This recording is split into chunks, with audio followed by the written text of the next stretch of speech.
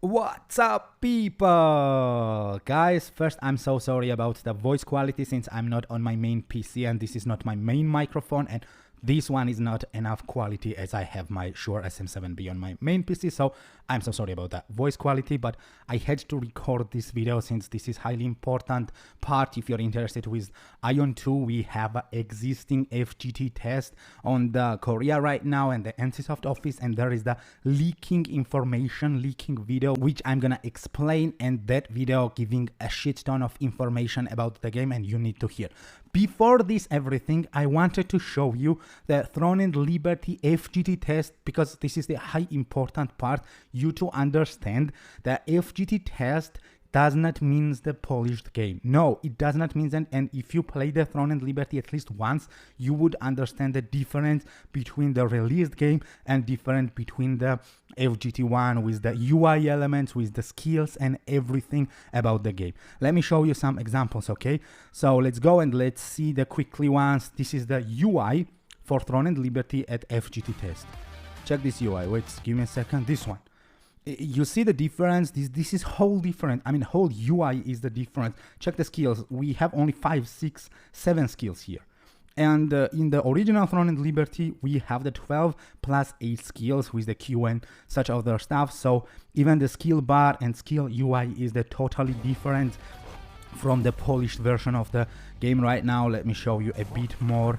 Like, yeah, you need to understand that is the main point, that the game Aion 2 is not polished for the FGT test. The game concept is the finished one, but the UI and quest side and such kind of the elements will get the polished once the game will comes out on the global market. Now let me go and let me switch to the Aion 2 review.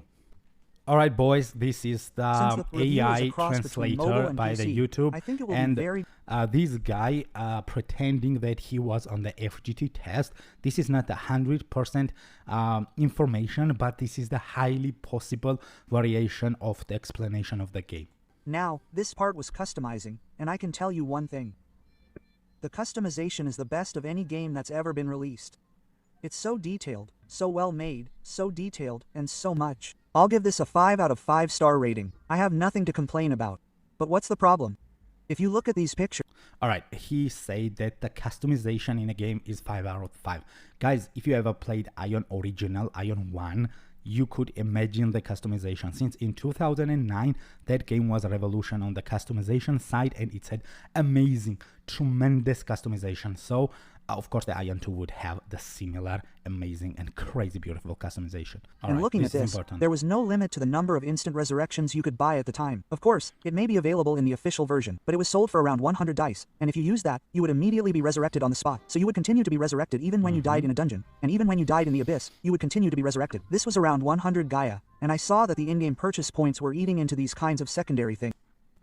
Alright, he's now about the resurrection. If you ever play the Aion, you know that when you die, you can just make the purchase rest. I mean, there will come the panel and you will click it. You pay some amount of the in-game items, I mean the currency, and your char will be rest up with full HP, full mana. We call it the pay rest. So he's just talking about this. If you ever play the game, you already know what he's about. I think that for those who play Abyss, direct adjutants are very important, but they sell these well-made ones on Dia.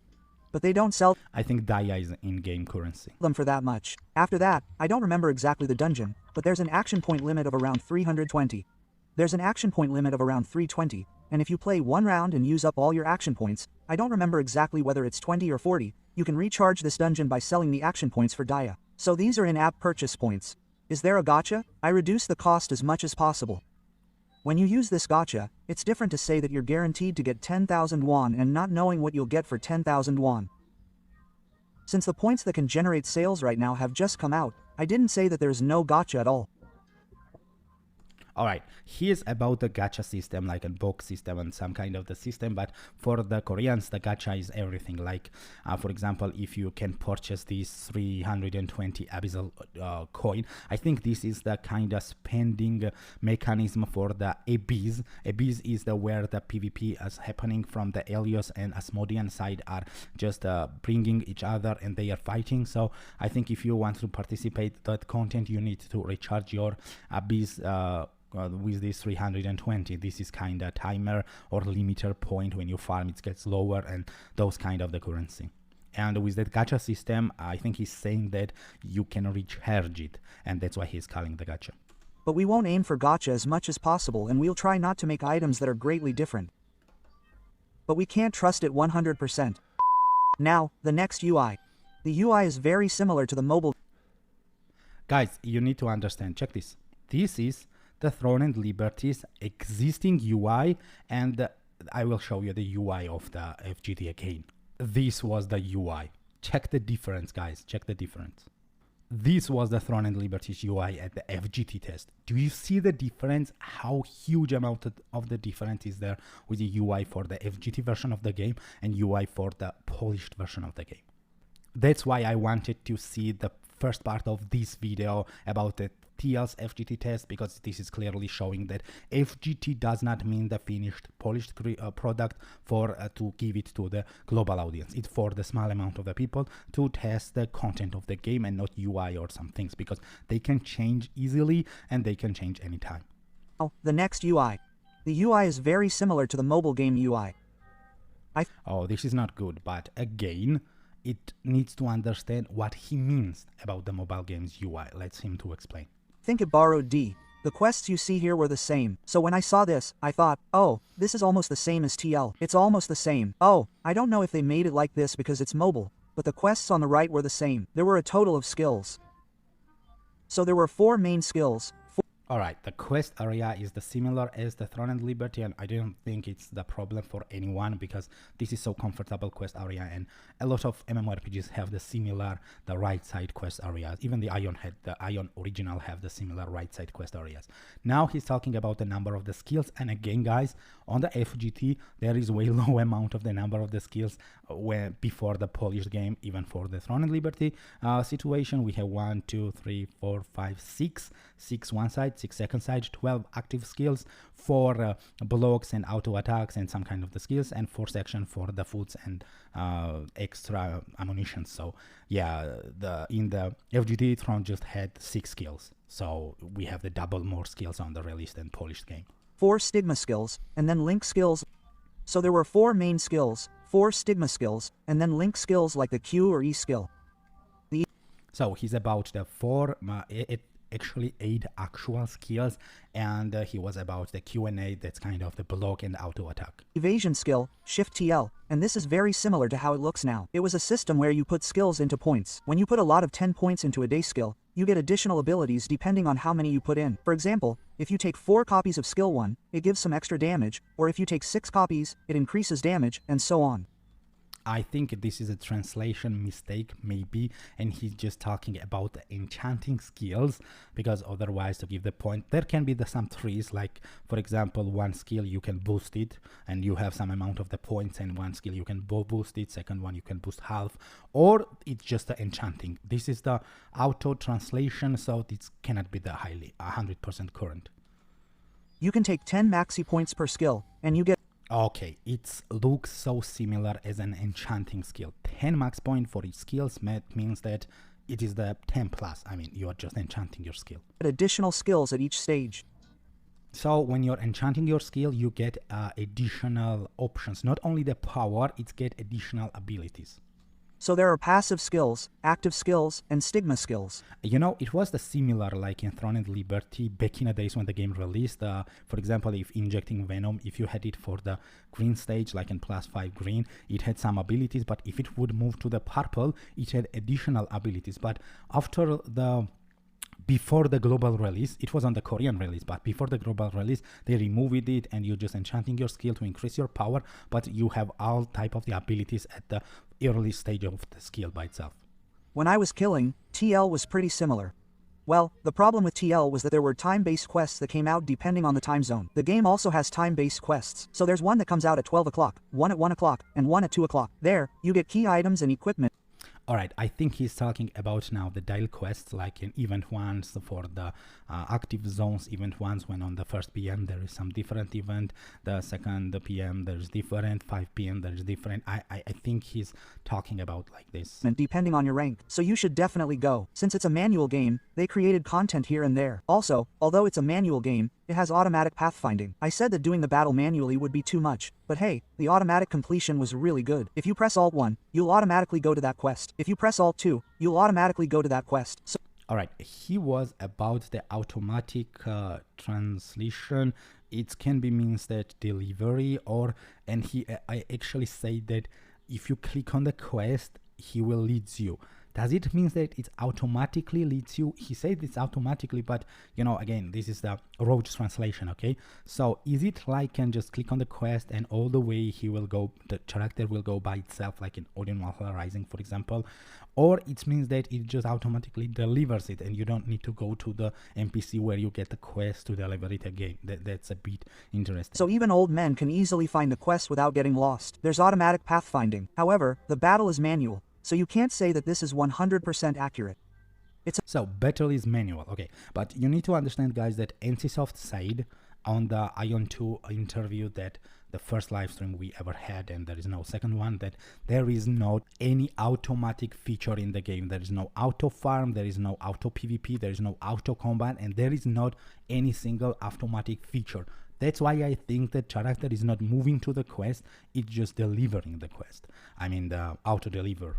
It's a move that hits after some targeting is caught. So for example, there are two viewpoints, action mode and classic mode. This action mode is the fluorine ring inspection right now. I did the fluorine and it feels quite realistic. Fluorine and fluorine. The advantage of this is that it can increase the action like a console game, but in RvR or something like that, it completely blocks your view. So some people prefer action mode, and it's good for people who prefer by the way, this is not an Aion. PvE. But for those who prefer PvP, this is a must. Oh, this is classic mode. When you turn the mouse, you can see the mouse pointer, right? So those who are going to hit the enemy, and those who are going to do RV, should use this classic mode. When PV is the focus, and when PvP is the focus, there were a lot of PVE Dungeons. Alright, so he's about right now that the system is like in Throne and Liberty. You have action mode and you have the classic mode where you just target the enemy, and he's saying that I think he played the range class, and especially for the range class in massive PvP RvR content like in faction versus faction, it's more comfortable you to just click on the target than just use the active combat. If you're melee class, then it's okay for you, but if you are bow or mage class, you need to take the single targets because it's way more comfortable for play. Even in Throne and Liberty, if you're range class, you mostly play on the classic mode and not action combat mode. There's also the advantage of not having to insist on PvP. Well, for end content, there are things you can do by going to the Abyss and earning Abyss points.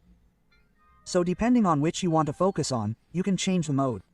If you can change it, you have to go to classic mode if you're going to fight. Oh, when I played, I didn't know if there was a way to change modes, so I played in action mode, but RvR was too hard. Is there? Yes, he's about it. I mean, he didn't know that you can change the two top target mode, so he said that the PvE was fun for action combat, but RvR, like in faction versus faction, Elios versus Asmodean, was not that comfortable. I think he played with the range class, and that's why it was not highly comfortable for him. There a zone equipment? I couldn't see it for sure, but there were Abyss points. So I think there's a battle equipment. Alright, he's talking about now the Abyss Point, and if you ever play the Aion, you know that for the Abyss Point, this is an extra currency which you are gaining to play on the dangerous zones and kill the enemies. Like if you're Elios, you're killing Asmodeans. If you're Asmodean, you're killing Elios, and you are gaining this currency, and with that currency you buy especially the PvP gear. Especially the PvP gear. I haven't used Abyss points, but I was able to collect Abyss points over time. A party of 4 is possible. My viewer asked. Also, he just killed someone, and that's why he collected the Abyss Point. The question, but is there a distinction between job roles in a party? This is a lab-made equipment made in this dungeon. You need to have a certain level of equipment to enter the dungeon. If I'm an overlord, then I can do it alone. However, if you don't have a certain level of equipment, there will definitely be sections where you can't do it. That's why R is incredibly important. It will vary depending on the level, but in the end, it's the difference in equipment that makes the difference. It's not about selling long day equipment. Equipment drops in dungeons and also drops in the field. However, even if the equipment is the same, you can sell it at the marketplace. But if you wear the equipment... Alright boys, he's talking now about the combat power system, that in the dungeon, first you have the 4 players group. Yes, he said the 4 players can make the group, and those 4 players are limited for the gear. I mean, if you want to go some specific dungeon, you need to have enough combat power. Like in many MMORPGs have this kind of the experience. You cannot go some dungeon with so low amount of the combat power, and you need some equipment to increase your combat power. It seems like you can't sell it at the marketplace. Instead, the option is random. Even if the name is the same, if I equip tradable equipment, it becomes untradeable, but it has a special option. That option is LAN. That equipment has a socket, and it seems that equipping that socket is very important. Even if it's the same green, I saw a big difference in attack power depending on the grade. For example, I upgraded green equipment to 7, and the green on top was much higher. There is some gap between equipment in that way. Alright, first he was talking about the in-game trade system, which is highly important, that we can trade equipment between the player and not the auction house. This is highly decreasing the pay-to-win system, I think, if the translation is right. And also you need to understand that the dropped gear in the dungeons are tradable until you use them. If you equip it, it's no more tradable. And those gears are, he's talking about the +7, it's an enchanting, and I think he mentioned that if you have the green gear +7, for example, it's have higher stat than +0 blue gear. That's an example. And you can only equip equipment with high-level lab equipment. Now, what about the party dungeon difficulty? Oh, it was good. There were a lot of dungeons, and I couldn't do them all. But I mainly go to 4-person dungeons, and there are 8-person dungeons, and I felt like, hey, I can't do it if I don't have this. I can't do it if I don't have this. I can't do it if I don't have this. And while going through these dungeons, you match your equipment here. In the field, these reinforcement stones come out really well when you catch monsters, but unlike other games, the reinforcement stones don't go in one at a time. When you strengthen by 1, you get 100, when you strengthen by 2, you get 200, and so on. It increases in the hundreds. So in order to collect a lot of reinforcement stones, you have to catch them all in the field. As you all know, you can put in sockets and turn the weapons options. There was another one next to it, and I don't remember the name, but there were 3 things you could do, including slightly pinging the equipment. This was called integrated reinforcement. So if you look at the reinforcement method, it's easy. Oh, it's getting a socket. Oh, it's turning the options. You can tell just by looking at it. What's the Alright, now he is talking about the 2 type of the dungeons he faced at the FGT test. It was 4-man's dungeon and it was 8-man's dungeon, and he said that he had no enough power to enter on the 8-man's dungeon, so this is also the combat power cap for entering the dungeons. But it's highly important to know that 4-man's dungeons are the different and 8-man's dungeons are the different, and in game we have 200 dungeons, guys. That's a lot for the people who love in the PvE.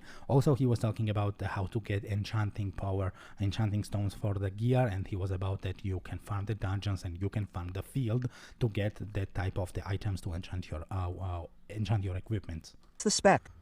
Our NC was set to 5070, but now the developer said, we're developing with 2070. Even on 2070, it's running at full settings. So I think we're pretty confident in the optimization.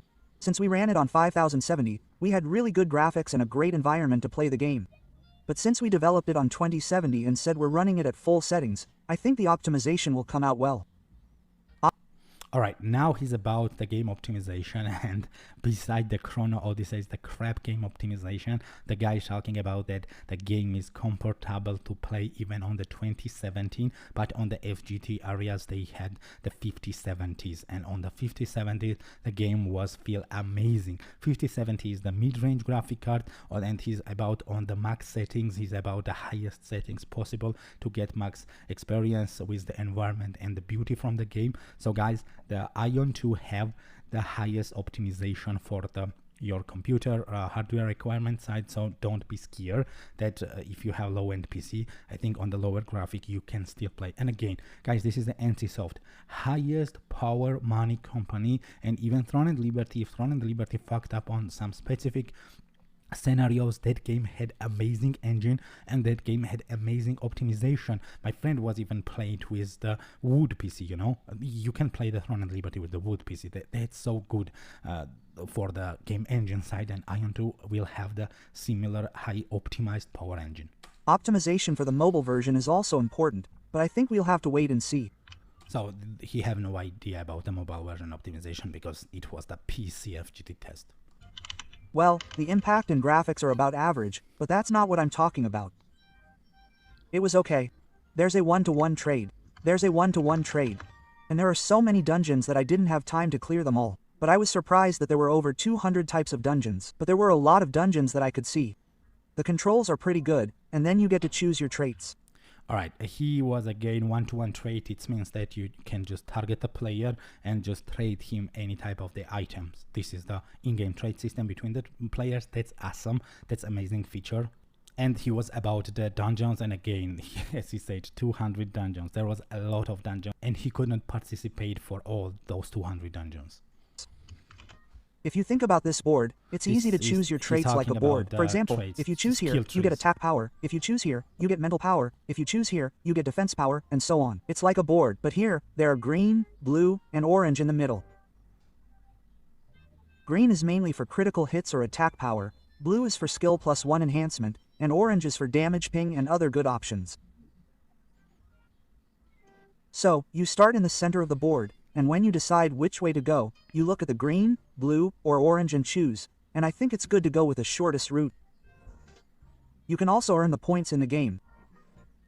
Since you can earn them, working hard to collect the points and quickly choose this trait is one way to level up. Alright, he was now about, I think, the similar system as Throne and Liberty skill weapon mastery system. So you just have the mastery skill tree where you get additional power and settings for your character boost, and some skills also can boost and change the abilities. So I will just show you now the Throne and Liberty skill tree, and I think it is highly similar in Aion 2. Only go up to level 45. So I wasn't able to check exactly if there was one or not. Oh, yes. It seems like the lab dungeon will open, and there are no areas where you can't fly, so you can fly to all areas. Also, you can use space-time in RvR. If you use space-time like this, there's a boss in the middle. The natural enemy and the demon fight over that boss. Are there any special rules? You just have to kill them. Now, this is... Alright, he was about the abyss, I think, at that moment, and you can fly everywhere, but I'm sure there have to be the catch, because if you see the Aion 2 trailer, there is the pet mounts, I mean the mounts on the ground. So if you fly, then why you need the mount? And I think there will be the catch, at least for the flight time catch, that you cannot fly whole day long, but you can fly all the area. He tested it, and he was talking about that time space, I think it's the wind stream, and which will lead you to go to the middle boss, where this RvR content, faction versus faction content, is happening for the PvP side to get that boss. Isn't the current TL. This VR has a lot of TL, I keep saying, but it seems to have condensed a little bit of everything from TL and the NC games that came out with the Florine Empress. At the time of TL, we did the greatest siege ever, and I think this intro would be better as my video. It has a lot of TR, so much so that it could be called TL2. The overall feeling is very much like Aion. So Aion users won't be able to say, this doesn't feel like Aion. The Aion feeling is well alive, but it's right in between the mobile and PC versions. It's a good mix of the two. It's like a Jajangmyeon, that's what I felt. Well, if the in-app purchases don't come out too badly, I think many users will try it anyway. Alright, now he was talking about that RvR content, and guys, you need to understand, he made the TL example with the alliance. This is his alliance, and in front there is the enemy alliance, and he's saying that this situation was highly similar, but for my perspective, TL's high problem was this guild versus guild content, because the other small guild was get punished because they was not big or they were not in the big alliance, and Aion will not have such problem. There will be the Elios faction, there will be Asmodean faction, and those faction will fight each other. So that's why he made this RvR example from the Throne and Liberty, since the Throne and Liberty had the huge GVG content, and he just wanted to mention there is the possibility to have huge RvR content, and that's why he said that. And for so many people who just play the Throne and Liberty can make some lines between these two games, but he says again that the game still feels that this is the Aion and it's not a Throne and Liberty. And he also said that the mixture between these games as the mobile side is amazing and people would enjoy it.